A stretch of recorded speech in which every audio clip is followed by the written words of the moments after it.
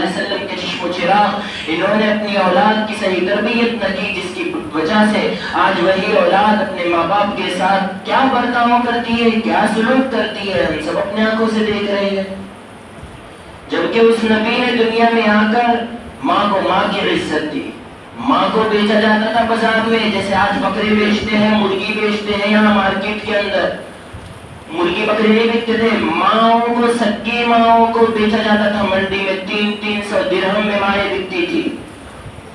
اور اگر کسی کے باپ کا انتقال ہو جاتا، کوئی بڑا لڑکا ہوتا، تو وہ بڑا لڑکا اپنی ماں سے نکاح کر لیتا تھا. اس سے زیادہ شرم کی بات ہو سکتی ہے کوئی، کہ جس ماں کے پیٹ سے بچہ پیدا ہوا وہی بڑا ہو کر کے اپنے باپ کے انتقال کے بعد اپنی ماں سے شادی کر لے؟ اس سے زیادہ دیوس زمانہ دیکھا کبھی سنا آپ نے؟ وہ جاہلیت کا دور تھا. لیکن جب میرے اور آپ کے آقا، مشفق و مربی، امام الانبیاء، فخر کائنات، امام الانبیاء صلی اللہ علیہ وسلم دنیا میں آئے ہیں، تو پھر اسی ماں کے قدموں میں جنت کو اٹھا کر رکھ دیا. صرف جنت کو اٹھا کر نہیں رکھا، عمل کر کے بتلا دیا. صحابہ اکرام گواہ ہے، مسجد نبوی ہے، ایک برقع پوش نقاب پہن کر خاتون آئی ہے. امام الانبیاء صلی اللہ علیہ وسلم کالی کملی اوڑے ہوئے ہیں، کالی کملی اتار کر زمین کے اوپر بچھا دی. اس برقع پوش خاتون کو اس کے اوپر بٹھایا، ٹھنڈا ٹھنڈا کھجوروں کا شربت پلایا. پھر جب جانے کا ارادہ کیا مائی نے، اللہ کے رسول مدینہ سے باہر دور تک چھوڑنے کے لیے گئے. جب وہ چلی گئی ہے، صحابہ کرام حیران ہو گئے کہ کیا خوش نصیب مائی ہے کہ رسول اکرم صلی اللہ علیہ وسلم کی کالی کملی پر بیٹھ کر آپ کے ہاتھوں سے بنا ہوا کھجور کا شربت پی کر یہ رخصت ہوئی ہے. صحابہ کرام نے پوچھ لیا، میرے ماں باپ آپ پر قربان ہوئے، اللہ کے رسول یہ خوش نصیب مائی کون ہے؟ ارے فرمایا، تم لوگ نہیں جانتے، یہ مجھے دودھ پلانے والی میری اماں حلیمہ ہے. عملاً کر کے بتلایا. آج جب لڑکے کی شادی ہو جاتی ہے تو بیوی کہتی ہے تیرے ماں کے کپڑے مجھے نہیں دھونے. ہو رہے چل رہے معاشرے میں. ابھی تو بہت کیسز آ رہے میرے پاس میں، پٹوری میں بھی آتے ہیں، مدرسہ جامعہ اشرفیہ میں جب میں بیٹھتا ہوں رات کو وہاں پر بھی آتے. تیرے باپ کی خدمت نہیں کرنی مجھے، کیونکہ پڑھا لکھا کر ان کے ماں باپ نے انہیں بگاڑ دیا. اور یاد رکھنا میرے عزیزوں، بڑے دکھ کے ساتھ، بڑے درد کے ساتھ کہتا ہوں ایک جملہ، آج کل کی کالج، آج کل کی یونیورسٹی، یہ تعلیم گاہیں کم ہے، قتل خانے زیادہ ہے. ارتداد کی لہروں کو مسلمان سمجھ ہی نہیں پا رہے کہ یہ کیا چل رہا ہے، یہ ہو کیا رہا ہے. ملینز اور بلینز ڈالر خرچ کیے گئے ہیں صرف اس بات کے لیے کہ مسلمان لڑکیوں کو ان کے ایمان سے ہٹاؤ، ان کے ساتھ نکاح کرو. مسئلہ ایمان کا نہیں ہے، مسئلہ تمہاری میری بچی کا نہیں ہے، مسئلہ ارتداد کا ہے. لیکن اچھے اچھے سمجھے جانے والے جو دیندار سمجھے جاتے ہیں وہ بھی ارتداد کی لہروں میں بہہ رہے ہیں. کچھ وقت پہلے کا واقعہ، ایک مدرسہ ہے لڑکیوں کا ہمارے صوبے کے قریب کا واقعہ.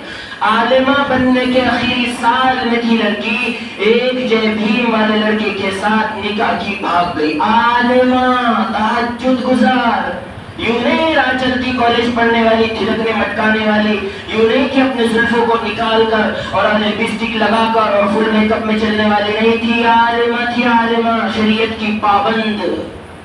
لیکن اتنا بڑا قدم کیوں اٹھایا؟ عقائد مضبوط نہیں، والدین کی تربیت نہیں، فل فریڈم. اسی لیے اللہ تبارک و تعالیٰ نے اپنے نبی کو جب بھیجا تو زندگی گزارنے کے طریقے بدلائے. لیکن افسوس ہے کہ ایک کو بھی نہیں پتا کہ اسلام پر کس طرح عمل کر سکتے، اسلام پر کس طرح عمل کرنا چاہیے. جب ہم عمل کریں گے تو کیا فائدہ ہوگا، جب عمل نہیں کریں گے تو کیا نقصان ہوگا. تو ظاہر ہے جب ٹیچر اپنے بچوں کو پڑھاتا ہے، اسٹوڈنٹ کو پڑھاتا ہے، تو ظاہر ہے کوئی میگزین، کوئی کتاب سامنے ہوتی ہے، وہ ڈائجسٹ ہوتی ہے، گائیڈس ہوتی ہے، سامنے رکھ کر کے اس کو پڑھاتا ہے. پڑھانے کا مطلب یہ جو کتاب میں لکھا ہے اس کو حل کرواتا ہے بلیک بورڈ پر لکھوا کر. تو اللہ نے استاد بھی بھیجا، ٹیچرز بھی بھیجا، اور ایسا زبردست نبی، سارے نبیوں کا امام بنا کر بھیجا، امام الانبیاء صلی اللہ علیہ وسلم. جس کی اللہ نے قسمیں کھائی، چہرے کی قسم، زلفوں کی قسم، مدینے کی قسم، گلیوں کی قسم، ارے گھر کی قسم، کیا کیا قسمیں کھا کر اللہ اپنے نبی کی تعریف کو بیان کرتا ہے۔ ایک یہ ہے کہ آپ لوگ مشاعرے میں نبی کی شان سنیں، ایک یہ ہے کہ میں کرسی کے اوپر بیٹھ کر ہمارے نبی علیہ السلام کی شان میں اشعار کہہ دوں، لیکن وہ کیا منظر ہوگا، خود خالق کائنات، خود اللہ تبارک و تعالی اپنے حبیب کی تعریف کرتا ہے۔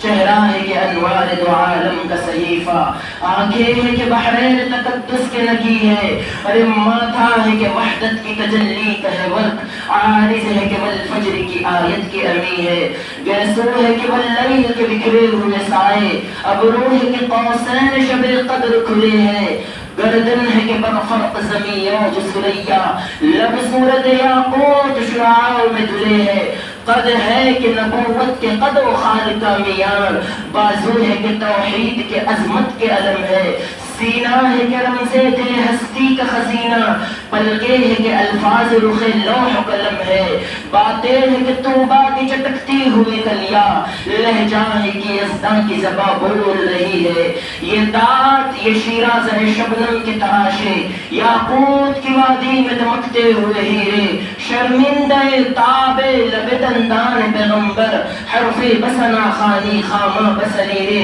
یہ عکس متانت ہے کہ ٹھہرا ہوا موسم، یہ شکر کے سجدے ہے کہ آیات کی تنزیل، یہ آنکھ میں آنسو ہے کہ الہام کی رمجھم، کہنے کو تو ملبوس بشر اوڑھ کر آیا، اردو گہری ہے سمجھنا، کہنے کو تو ملبوس بشر اوڑھ کر آیا، لیکن تیرے احکام فلک پر بھی چلے ہیں، انگلی کا اشارہ تھا کہ تقدیر کی ضربت مہتاب کے ٹکڑے تیرے قدموں میں گرے ہیں، کہنے کو تو فاقوں پہ گزری تیری راتیں، اسلام مگر اب بھی نمک خوار ہے تیرا، تو نے ہی سکھائی تمیز من و یزدہ، انسان کی گردن پہ صدا بار ہو تیرا، کہنے کو تیرا فقر منس فقر غریبی کو کہتے ہیں، کہنے کو تیرا فقر تیرے فخر کا باعث، لیکن تو سخاوت کے سمندر کا کنارہ، کہنے کو تیرے سر پہ ہے دستار یتیمی، یتیم پیدا ہوئے آپ، کہنے کو تیرے سر پہ ہے دستار یتیمی، لیکن تو زمانے کے یتیموں کا سہارا۔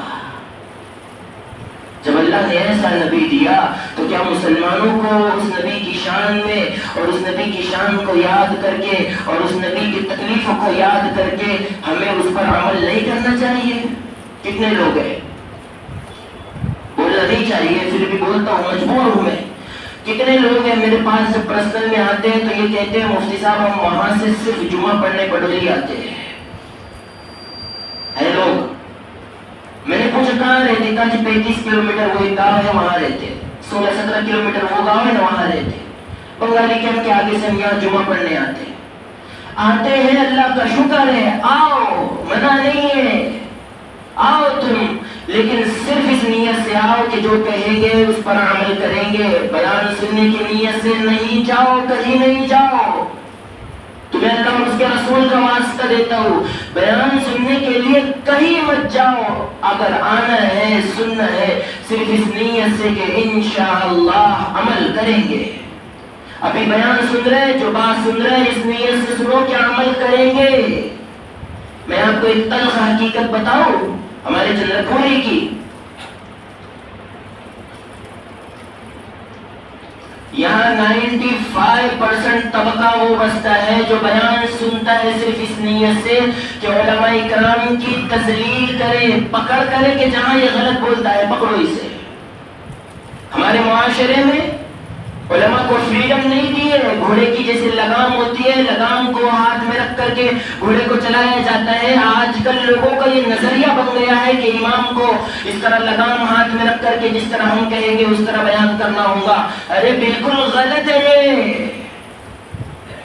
علماء کی قدر کرو، جاؤ، حالات بڑے سنگین ہیں، دیکھ رہے نہیں ممبئی میں ریلی نکلی ہے، یہ اسمارٹ فون ہے، سب پتہ ہے، پھر بھی گزار رہے، بیوی بال بچوں میں کیسی، مجھے تو سمجھ میں نہیں آتا کہ اتنا سب ہو رہا ہے اور مسلمان پھر بھی اپنے لائف میں بیزی ہے۔ اللہ تعالیٰ نے قرآن دیا اپنے نبی کو، قرآن میں بتایا اللہ پاک خود قرآن کریم میں فرماتا ہے ارے او ظالم کے بچوں، ارے او نافرمانو، ارے تم کب تک میرے نبی کی عزت کو ٹھکراؤ گے، کب تک میرے نبی کے فرمان کو ٹھکراؤ گے، تم کب تک صحابہ کرام کے فرمان کو ٹھکراؤ گے، کب تک تم اہل بیت سے محبت نہیں کرو گے؟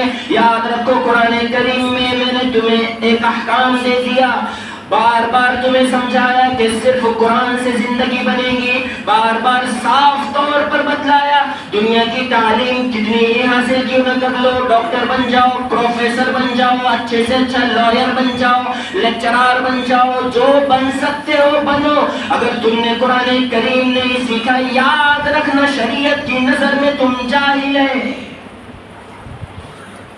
پھر اللہ پاک نے بھی یہ فرما دیا کہ ارے وہ لوگوں تمہیں کیا لگتا ہے پراپرٹی کے وارث موجود ہیں، بڑے بڑے کھیتوں کے زمینوں کے وارث موجود ہیں، بڑے بڑے بنگلوں کے وارث موجود ہیں، بڑے بڑے محلوں کے وارث موجود ہیں، تمہیں کیا لگتا ہے میرے قرآن کریم کا کوئی وارث نہیں؟ اللہ فرماتا ہے اِنَّا نَحْنُ نَزَّلْنَا الذِّكْرَ وَإِنَّا لَهُ لَحَافِظُونَ۔ ہم نے قرآن کریم کو نازل کیا، ہم اس کی حفاظت کریں گے، لیکن حفاظت کا یہ معنی نہیں کہ مسلمان یہ سوچ رہے کہ اللہ غفور الرحیم ہے۔ میں کل پرسوں شاید کسی کو کہہ رہا تھا چل نماز پڑھنے، اور اللہ غفور الرحیم ہے معاف کر دیں، ابھی ناپاکی کی حالت میں ہو۔ نوجوان لڑکا کیا کہہ رہے، جواب کیا دے رہے؟ ناپاکی کی حالت میں تجھے ڈوب کر مر نہیں جانا چاہیے، چلو بھر پانی میں ناپاک گھومتا ہے۔ جوان لڑکوں نے تو یہ بنا لیا نا فیشن کالجوں کے سامنے لڑکیوں کو تاڑنے کے لیے، اسکول کے ٹائم پر کھڑے ہوتے ہیں، 3:30 کو چھٹی ہوگی، 3 بجے یہ لڑکا پہنچ جائے گا اور گرل فرینڈ کو تاڑتے ہوئے نظر آئے گا۔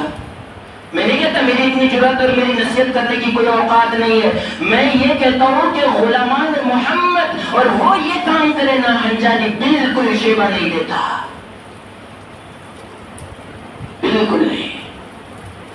مسلمانوں میں نوجوانوں سے کہتا ہوں اپنی انرجی کو ضائع نہ کرو، برباد نہ کرو۔ تھوڑی دیر کی لذت کے لیے تم ساری رات چیٹ کرتے ہو اجنبی لڑکیوں سے۔ اللہ نے قرآن کریم میں فرمایا الخبیثات للخبیثین والخبیثون للخبیثات، تم پاک دامن رہو گے تو یاد رکھنا تمہاری لائف پارٹنر بھی تمہیں پاک ہی ملنی ہے، لیکن یاد رکھنا الخبیثات للخبیثین والخبیثون للخبیثات، تم نے اگر نکاح سے پہلے گندے کام کیا تو اللہ کا اصول ہے وہی لڑکی تمہارے نکاح میں آئے گی جس نے نکاح سے پہلے گندا کام کیا ہوگا۔ اٹھاؤ 18واں پارہ کھول کر دیکھ لو، آیت ترجمہ بھی دیکھ لو۔ یہ اللہ نے ہمارے اندر جو انرجی رکھی ہے یہ بڑی قیمتی ہے۔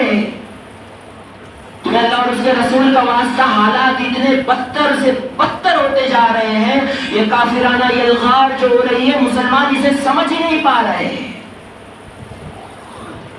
کیا کچھ نہیں ہو رہا ہے۔ اللہ کے نبی صلی اللہ علیہ وسلم سب کچھ فرما کر گئے ہیں۔ میرے نبی نے فرمایا الایمان حین تقع الفتن بالشام، کہ ایک وقت قیامت سے پہلے ایسا آئے گا کہ ساری دنیا میں مسلمان بیراہ ہو جائیں گے، کوئی مسلمان نہیں ہوگا، اسلام صرف فلسطین میں پایا جائے گا۔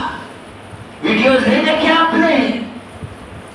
اس دور کے اندر سب سے کچے پکے ایمان والے اگر کوئی ہے وہ فلسطین کی دھرتی پر ہے۔ جاؤ دیکھو ویڈیو، ایک ننھا منا معصوم بچہ ہے، 3.5 دن سے پیدا ہو کر ہوئے ہیں، وہ شہید ہو گیا، اس کے والد نے اسے آسمان کی طرف اٹھا کر کہہ رہے اے اللہ میرے بچے کو قبول فرما، اے اللہ میرے بقیہ خاندان کو بھی قبول فرما، مجھے بھی قبول فرما، اس ننھے منھے معصوم بچے کو بھی قبول فرما۔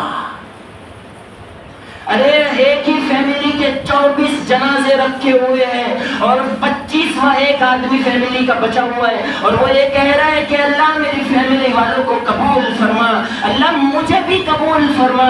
اور ایک بوڑھا انسان ہے، اس کی بیوی شہید ہو گئی، اس کی بیوی کو مار دیا گیا، وہ یہ کہہ رہا ہے اپنے بیوی کے سر کو اٹھا کر، میری بیوی تو ہمیشہ سے کہتی ہے کہ میں نیک کام میں تم سے پہلے جاؤں گی، تم سے پہلے کروں گی، صدقہ پہلے کروں گی، نماز پہلے پڑھوں گی، تراویح پہلے پڑھوں گی، روزے بھی اچھے سے رکھوں گی، تم سے پہلے نیک کام کروں گی، میری بیوی آج تو شہید بھی تو مجھ سے پہلے ہو گئی۔ بتاؤ وہ ایمان ہے یا وہ یہ ایمان ہے جو ہمارے دلوں میں ہے؟ ہم حکومت کے کتے بن گئے ہیں۔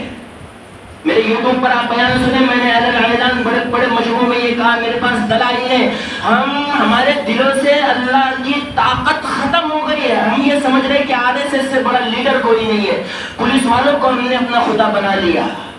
یاد رکھنا مسلمانوں، بہت پوائنٹ کی بات بتا رہا ہوں، یاد رکھنا، اللہ جب کسی سے ناراض ہوتا ہے نا، اصول سمجھو اللہ کے، اللہ جب بندوں سے ناراض ہوتا ہے، اچھے باتیں مت کرو یہاں پر بیٹھ کر، اچھے حکمرانوں کو مسلط نہیں کرتا، گنڈوں کو مسلط کرتا ہے، اپنے وقت کے کمینے ناہنجار نالائق لوگوں کو وہ اقتدار کی کرسی پر بٹھاتا ہے۔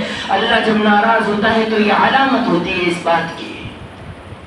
آپ کیا سوچ رہے ہیں کہ یہ جو وقف بل کا آیا یہ ہو گیا، یہ حکومت کی چال ہے، یہ رسول اللہ صلی اللہ علیہ وسلم کی شان میں گستاخی کی گئی، چونکہ 2 مہینے الیکشن کو باقی ہے، مسلمان اس میں لگ جائے، ہمارے الیکشن ہو گئے؟ نہیں، یہ خدائی منصوبہ ہے۔ اللہ جو چاہتا ہے وہی ہوتا ہے۔ یہ چھٹائی کا پروسیس اللہ نے شروع کیا ہے۔ اللہ کے رسول صلی اللہ علیہ وسلم نے فرمایا تھا کہ قیامت سے قریب ایسے فتنے رونما ہوں گے۔ صحیح مسلم کی روایت ہے، آپ اٹھائیں، بادروا بالاعمال فتنا كقطع الليل المظلم يصبح الرجل مؤمنا ويمسي كافرا۔ فرمایا کہ آدمی صبح کو اچھا بھلا ایمان والا ہوگا، صبح ہوں گی اچھا بھلا مسلمان ہوگا، شام ہو رہی ہوگی اسی کا جنازہ ہی اٹھے گا اس حالت میں کہ کافر ہو گیا ہوگا۔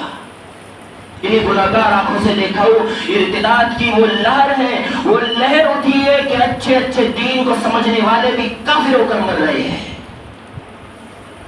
اللہ تعالیٰ یہ دنیا بنی ہے تب سے لے کر قیامت تک اللہ کا اصول ہے کہ جب اللہ تعالیٰ دنیا میں انقلاب لانا چاہتا ہے نا تو پھر اللہ تعالیٰ چھاٹ دیتا ہے۔ ابھی تو سب برابر ہے، ہم سب مسلمان سمجھ رہے ہیں اپنے آپ کو، ہم سب برابر ہیں، ابھی تو مصافحہ کرتے، ملاقات کرتے، آتے ہیں پرسنل میں ملتے ہیں، جاتے ہیں، بات چیت کرتے ہیں، پارٹنر کی چلتی ہے، بڑے بھائی چھوٹے بھائی سے ملتے ہیں، بچے والدین سے ملتے ہیں، ابھی سب کھچڑی چل رہی ہے، مونگ کی دال کی اڑد کی دال کی، سب مکس کام ہو رہا ہے۔ لیکن اللہ تعالیٰ نے ایک نظام شروع کیا ہے وہ ہے چھٹائی کا، کہ اصلی مسلمانوں کو الگ کر دوں گا اور جن کے دلوں میں نفاق ہے ان کو الگ کر دوں گا۔